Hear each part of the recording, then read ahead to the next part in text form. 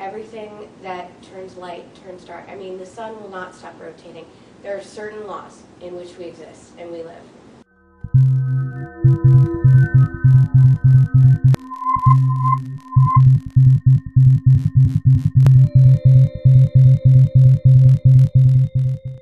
My name is Lucy Keas, and I'm a paranormal investigator.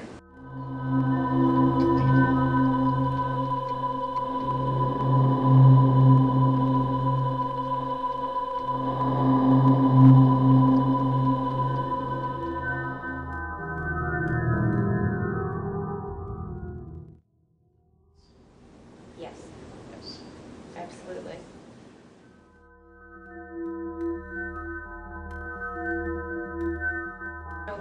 I do lectures and I tell people this all the time. If you want to learn how to play tennis and you go for lessons for a month, at least twice a week, by the end of the month, every cell in your body has been retrained.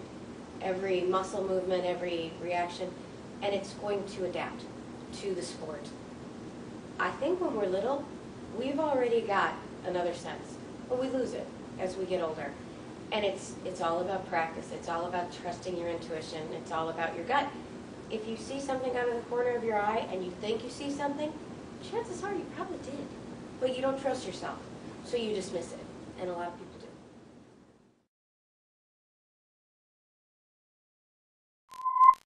do. The alarm goes off.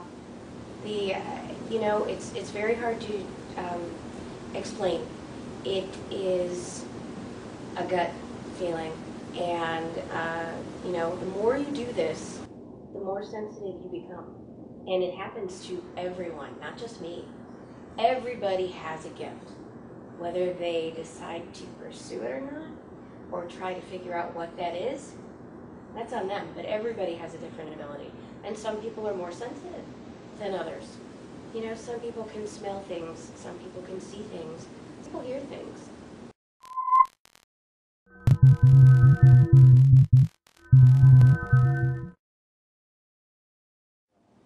White noise is basically a level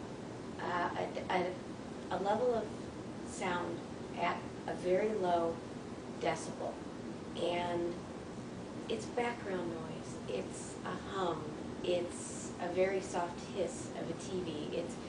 It could fall into many different categories, and white noise generally indicates that there is an elevated level of energy. We generally use white noise as a piggyback for them to verbally communicate, them being a spirit.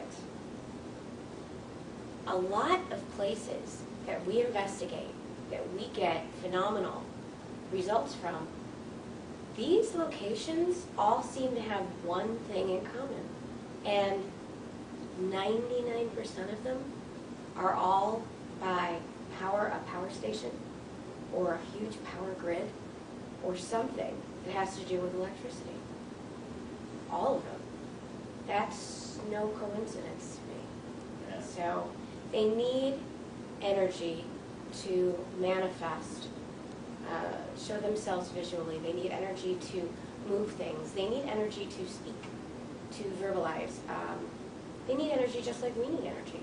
So it would kind of make sense that the best results that we get are facilities that are located near a power grid.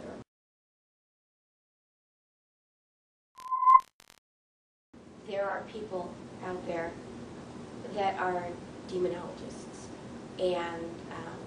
and what people do not realize is that even the atheist who won't commit to a name or a deity or one certain belief, everybody, whether you have a religious faith or belief in anything or not, believes in certain universal things.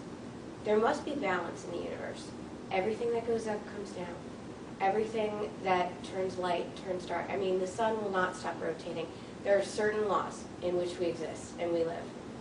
And so if somebody does have something, number one, that was investigated and needed to be removed, trust me, they believe. So all of a sudden, if they need it removed, there has to be some kind of blessing. Whether that's administered by a local priest, a rabbi, a shaman, a demonologist, an exorcist, it doesn't matter. It needs to go. You have to reclaim personal power over the space that you're in, and that's the only way it's going to happen. And if you're lucky, it works the first time.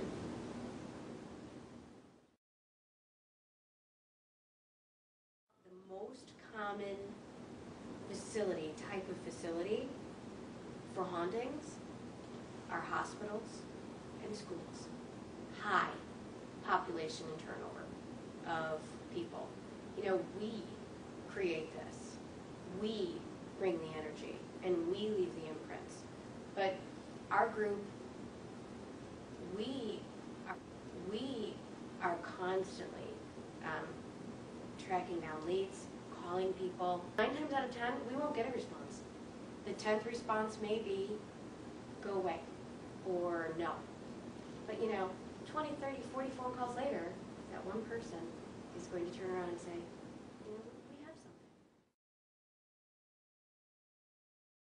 We encounter a lot of children, and some just want to play a game. Some want to be read a story. Some want to play ball. A lot of them always say hello. We get a lot of those. We get a lot of don't goes. Children are basically the most friendly entities that we come in contact with.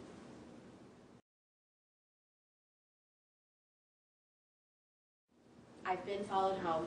I always have something in my house, my poor animals. And, you know, you kind of want to leave the activity at the door, so to speak. You have to be able to function. Being followed home means that activity after you visit a certain location starts to increase in your own home. Your animals start to do very strange things. They play with invisible things in the middle.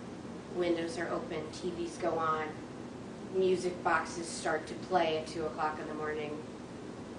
Yeah, it's not fun so much, but I'm constantly retaking back my own house. So, but you know, if you think about it in a different respect, if these are intelligent hauntings, which means these are spirits with an intelligence. It's not a residual haunting. It's not a memory, such as a battleground or something like that. If these are intelligent hauntings and they know that you have the ability to see them or hear them, and they have something to say, they will follow you home because you are their link. You have to reclaim your space. You have personal power over the space that you reside in. And it's, you know, everybody has personal space. Well, wherever you live, that is your personal space. So if you get followed home or something is bothering you or you think you're uncomfortable in your own home, you have to reclaim your space. They are intelligent beings. They were human at one time. The same rules apply. They need to leave. They need to go. The actual measures that I take, I'll never admit. I'll never tell anybody what I have to do.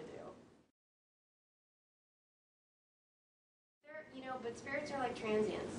There was a time, you know, it's very strange. When I walk into a building, I don't think about it all the time. It's not on my mind.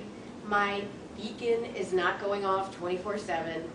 I will be in a facility and I will be given a tour and something will hit me, whether good, bad, or indifferent.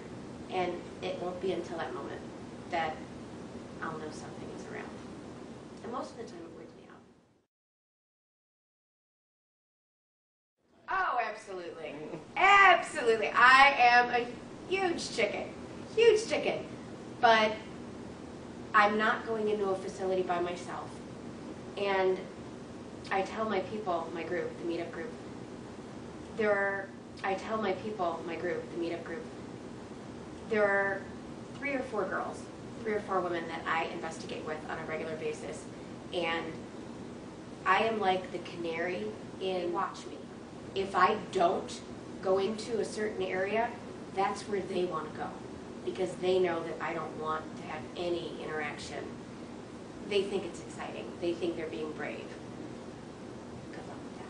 You know, if I'm not going in there, yeah, there's a reason I don't want to go in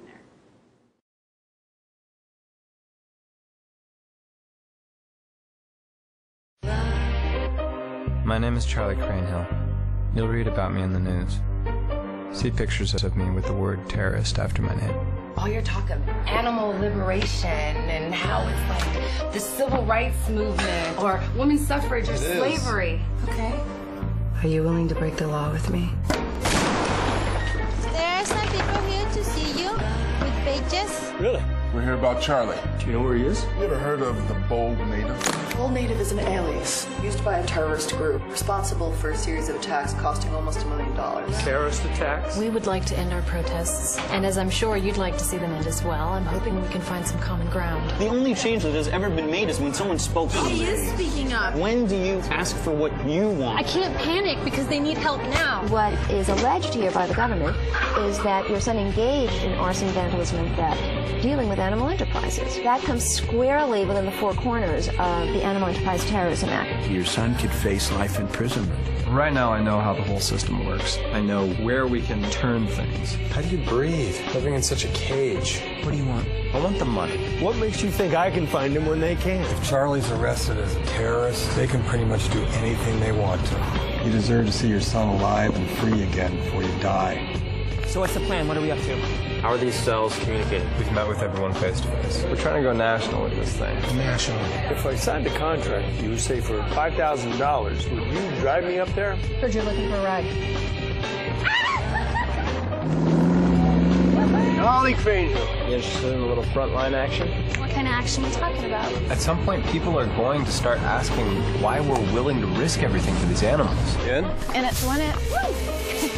We spend our lives saying, no, not me, not my fight, not tonight. They build the cages, we crack them open. That's the way of the world. What's the difference between you and me? A few years ago, I became someone who said yes. Me. Are you ready? My fight. My problem. Tonight. Let's go. Got some trouble to start.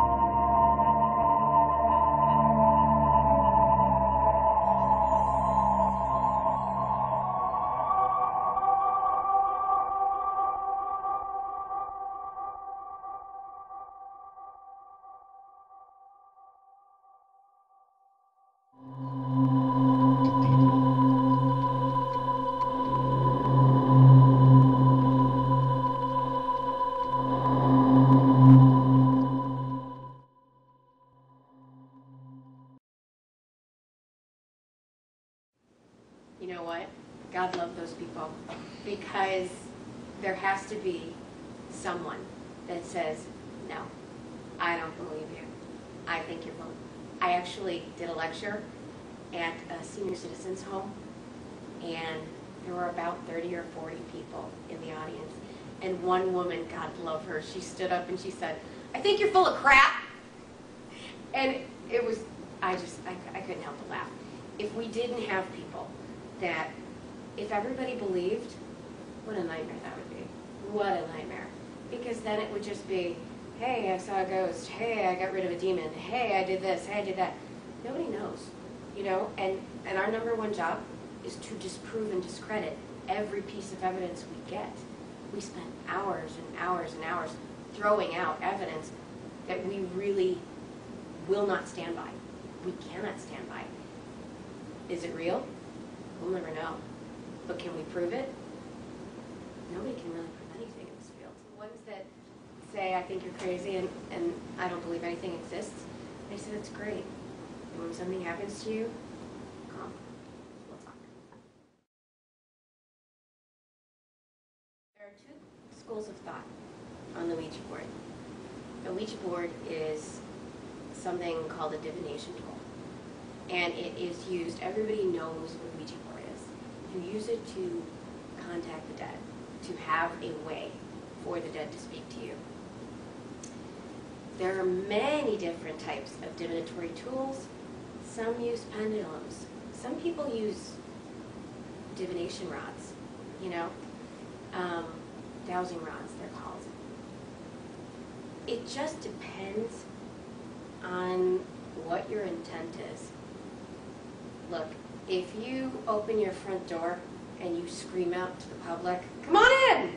Come on in! That's no different than using a Ouija board. You don't know what's coming through. Most people don't protect themselves at all. You know, it's a matter of saying a little prayer. It's a matter of clearly stating your intent. But truly, you have no control over what comes in. You're basically saying, hi, I want to talk to you. Come on in, anybody, come on in. And you're inviting anything and everything in. And the problem with inviting people in is once the party's over, you got to tell them to go. And people don't do that. They just put away the board and they go about their business. So they basically put an all-access pass on the door. Tell them to go. Sometimes, you know, it's great. Thank you very much. We come in respect for the respectful. We're done. You're not allowed to stay. You're not allowed to follow us. You're not allowed to be here. That's it. Sometimes people believe, there is a common belief out there where if you break the Ouija board, they'll be gone. Magically and mysteriously gone. But the truth is you have no control over the other realm. And all you can do is hold.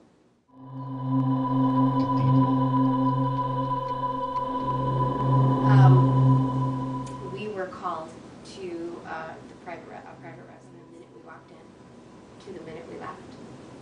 There was, I have literally seen a piece of equipment dematerialize in front of my face and rematerialize under couch cushions. And I've found broken glass in my pocket, and I've smelled vomit and urine, and my team has been scratched and kicked, and this all within the first hour of being in a house. When I say I've seen things that people can imagine, you know, people pay good money to go to the theater and see this stuff. I've lived it, and it's really, sometimes when it's bad, it's bad. You know, it's not all kitties and puppies and ooh, it's so exciting and it's a ghost. Sometimes it's more than a ghost. I'm not going to say how much, but you have to be prepared for all scenarios. You know, that's again, it's all about balance. You can't have good without bad. You just can't. You can't have ghosts without demons. You can't have angels without God. Everything is balance. So, and sometimes it's not just a ghost. It's just not. If you hear growling in your house, chances are that's not Casper. You see a black dog with red eyes? Oh, I don't think that's St. Michael. There are certain characteristics towards both. And And usually when I go to somewhere and investigate with the team or even by myself, if it's really bad, I'll know because my sleep pattern changes and the nightmares change, and it takes weeks to come back to a normal state of function after I investigate. And either it'll get worse or it'll get better.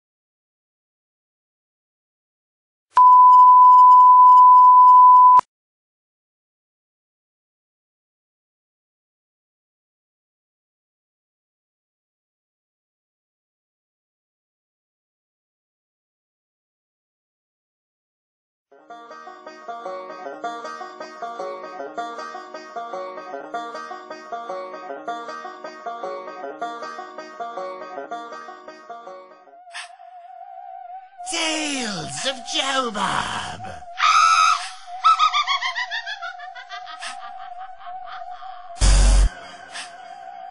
Hi there, you little hot thing. My name's Joe Bob. Wanna grab a bite to eat? Hey, Ray! Well, how you dead? Well, how was I to know that she was just trying to get fed? Oh, no. She was looking pretty good until she tried to bite my head. So I gave her just a taste of little Joe Bob instead. Oh, no. I'm looking good and feeling right. There's skeezers closing in from every side. Dadgummit. Under the moonlight, I see my own reflection. I'm paralyzed. Ray! Was all she said, tell me why. Well, how was I to know that she was just trying to get fed? Oh, no. She was looking pretty good until she tried to bite my head. So I gave her just a taste of little Joe Bob instead. Oh, no. That girl's crazy. She really don't care. Eating brains is how she lives. I got a question. Are these zombies real? I really don't understand it. Why she had to bite my deal? Was all she said, tell me why. Well, how was I to know that she was just trying to get fed? Oh, no. She was looking pretty good until she tried to bite my head. She bit my head, bit my head. All you zombies, take your places.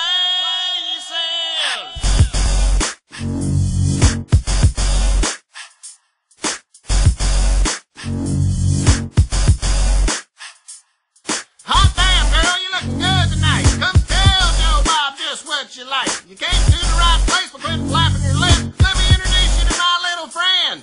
Tell me why you gotta act like a greasy skank. Girl, tell me why you bit a chunk out of my crank. Please tell me, girl. Just tell me, I'm the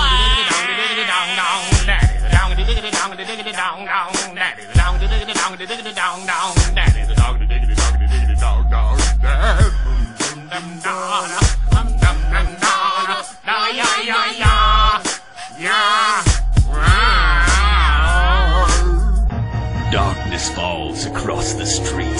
Zombie girls search for Joe Bob's meat. Creatures crawl in search of Wang. They're terrorizing everything. Your meat, which dangles towards the south, will rot inside a corpse's mouth. Some stanky funk is in the air. It comes from Joe Bob's underwear. They're coming out from different haunts to wrap their fingers round your schwanz. And though you're looking for some booty, be careful where you tread. For dear Joe Bob, he knows his duty. Now he's got the dog of the dead.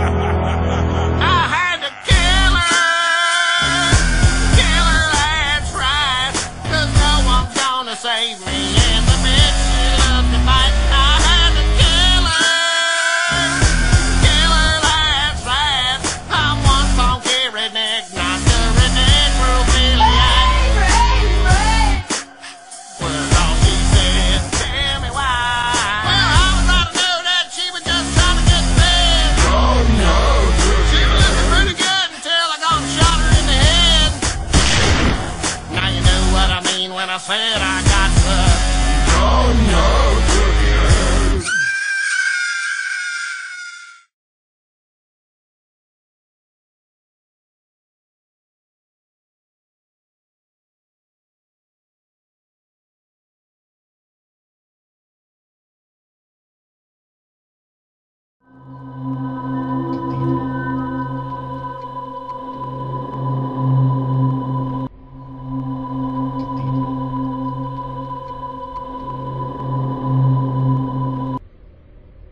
She's older. She's 40s. She's late 40s, early 50s. I believe, personally, that there are many dimensions that exist at the same time. Are we the only beings in the solar system? No. That would be ego. That would be ludicrous to believe. There will be life here long after we're all gone. And I think that history will repeat itself. And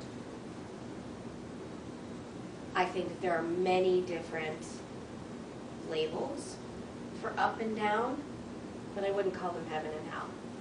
I believe in reincarnation.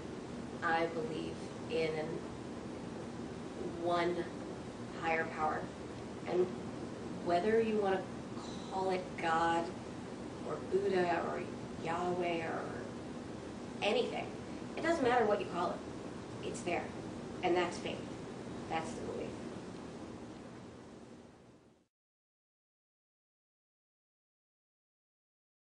The most interesting home I have ever experienced had to do with a woman and her son who had recently remarried. And the activity in the house, I tell my friends and my family all the time, you couldn't pay me to write this stuff. And it was on screen. If I had Warner Brothers on speed dial, I would have called them, because what I experienced in the house was nothing short of Blair Witch, The Exorcism, all rolled into one. And the activity that was actually taking place only affected the mother and the son. And while this was going on, the husband was laying on the couch. Didn't care about anything. And that was a huge red flag. And after 3 days of an investigation in this house, we realized that the husband was hiding a satanic Bible and had his own beliefs in things and really wasn't affected by anything going on. And to any other human being that had faith, this would unnerve you. The events in the house that took place would cause you to lose sleep. They were that disturbing, but they didn't affect him at all. So that was another instance where, you know, the red flags were up and we had to dig a little deeper. And then when we realized that that was going on, we had to remove ourselves from the situation because it wasn't going to get better. We weren't going to fix it. We weren't able to remove what was there because the one individual that appeared to, let's say, encourage the kind of behavior that was going on was still going to be there and still going to be the same person. So at that point, we had to protect ourselves and we had to leave.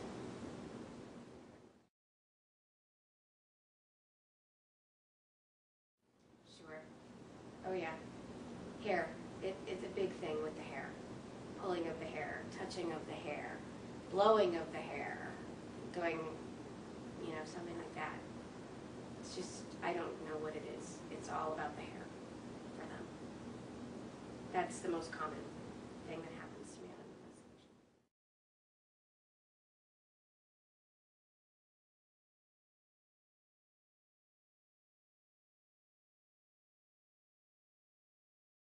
investigation. Mm-hmm. Who was that? Was that in there? Did you guys hear that? Mm-hmm. It was a hello. I heard hello. I have never purposely attempted to contact spirits, because if I could do that, I'd love to talk to my grandmother and my grandfather, and I'd just love to call everybody up and say, hey, what's going on, you know? I think that would be the coolest thing in the world. But I have been able to channel situations at the time they've happened. I have been able to walk into facilities and I will get a visual and I will have a conversation with the entity that's there, such as a little boy, or you know, there was a facility in Beecher, Illinois that we love to go to, and I love to go in blind. I don't want to know anything about what's going on or who's captured what, and because it's all about trusting your instinct. So it was my second investigation there, and I knew there was a little boy that had died really young there, but I didn't know anything else about him. By the end of the night, I knew how old he was. I knew the color of his hair. I knew the haircut.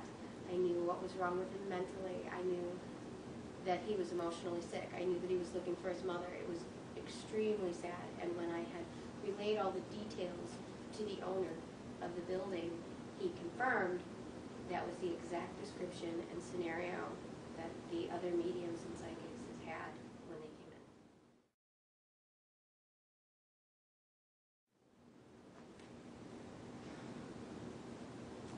Everybody knows and everybody experiences negative energy on a daily basis. Everybody meets different people all the time. And you can meet somebody and walk away and you'll know if you like them or you don't. I don't like that person. They give me the creeps, or there's something about them, or that's negative energy, period. And everybody experiences it every day, but people think it's different because it's a ghost and it's not. You can have bad spirits, and chances are if it's an intelligent person, they're no different in death than they are in life. A bad person is a bad person. Everything is not kitties and rainbows and happy, happy. Some people die pretty pissed off. I've been called names, I've had things thrown at me, you know, cursing on the other side is the same as cursing while you're alive. Sure, absolutely. They take up residence in the house for whatever reason. Any ghost, they may have an affinity towards the home or an object in the home. It could be a comb you found at a garage sale. It could be anything. It could have been a previous owner in a different part of the house, you know. The number one question I ask all of my private homeowners is, the first thing that comes out of my mouth is, are you doing any construction? And 99% of the time they say yes. We remodeled the bathroom, we remodeled the kitchen, we put an addition on, we just had a new baby and had new people. There's always construction going on. And for some reason, the paranormal realm does not like things changed, period. And that always stirs up activity. It's a strange coincidence that I don't think is a coincidence at all. I don't believe in coincidence. Everything happens for a reason.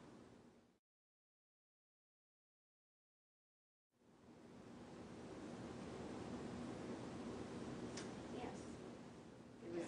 It was ugly. Just had to see it. And there was one other person there, and they saw it. There was a public investigation spot. And myself and a friend, my right-hand man at the time, in a different group 11 years ago, we had gone there, and there was a school that was blown up by the janitor. Who was that? Was that in there? Killed his wife, burned his farm, mutilated Did you guys hear that? Mm-hmm. It was a hundreds of school children. And the only thing left on the ground was the steeple from part of the facility, and that now stands as a memorial in the middle of the park. And when I had started to investigate the park, I realized that all the children were were still there, and they were still terrifying. And the entity itself liked to hide in the steeple. And as information and awareness grew, more groups headed to this location. And that just stirred everything up. And of course, he was an intelligent entity and didn't like me very much. And we were in the park at 2 o'clock in the afternoon on a 70-degree day. And I was in crop pants, just, you know, flip-flops, crop pants, walking around, talking to him, baiting him, really, because he was, our equipment instantly died. And I felt a warm, wet sensation go down my leg.